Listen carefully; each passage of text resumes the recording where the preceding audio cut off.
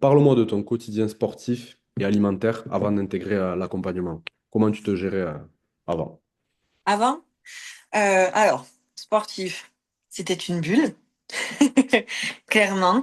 Heu et alimentaire, c'était, ça pouvait être à n'importe quel moment de la journée, heu, sans forcément faire, attention à ce que je mangeais.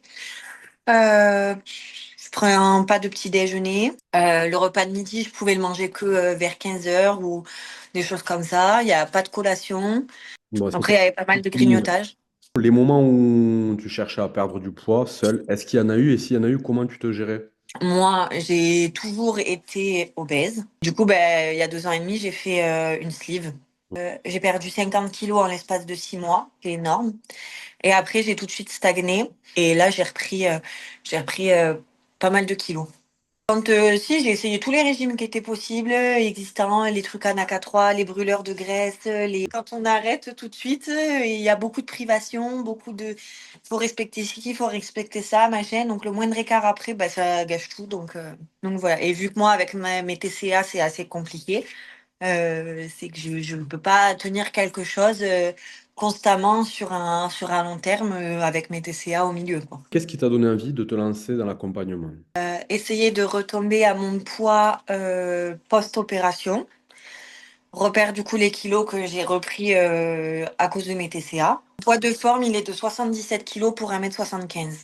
C'est le plus bas que je suis tombée et après, malgré que je fasse, attention à ce que je mange et cetera, ça a stagné à ce poids-là, ça a arrêté à ce poids-là. Donc, qu'est-ce que tu as obtenu en 6 semaines comme résultat physique et même mentalement, comment tu te sens voilà, sur ces premières semaines? En poids, le jour du lancement, je me suis pesée. Le matin du lancement, j'étais à 95 Mm. kilos. Je me suis repesée là très, très récemment et j'ai été à 87 kilos. Ça fait 8 kilos. Kilo. Sur le plan, mental, ça reste toujours un peu compliqué, mais c'est pas l'accompagnement qui est compliqué, c'est la partie, de mes TCA. Mm. Mais, vous avez fait une vidéo dessus. Et elle est super vraie, parce que tout ce qui est dit, c'est vrai. Et c'était intéressant à voir parce que euh, quand c'est les TCA, en fait, c'est beaucoup de psychologues, de psychiatres qui peuvent en parler, tout ça, parce que des fois, même les nutritionnistes ou les diététiciennes, des fois, ils savent pas vraiment ce qu'il en est et tout. Et en fait, là, dans la vidéo, c'est vachement complet et ça résume bien ce que c'est, hein, l'hyperphagie. C'est ingurgiter le plus grand nombre, enfin la plus grosse quantité de nourriture en un laps de temps le plus réduit, donc oui, c'est ça. Et sans se faire vomir derrière. Mm. Et comme c'est dit dans la vidéo et comme le psy me l'indique, le plus important, c'est pas de ne pas la faire, hein, de ne pas faire sa crise quand on a la crise.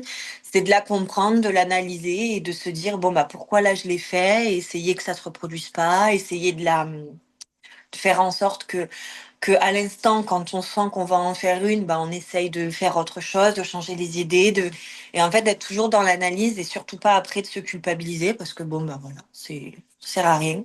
Alimentaire, ça va.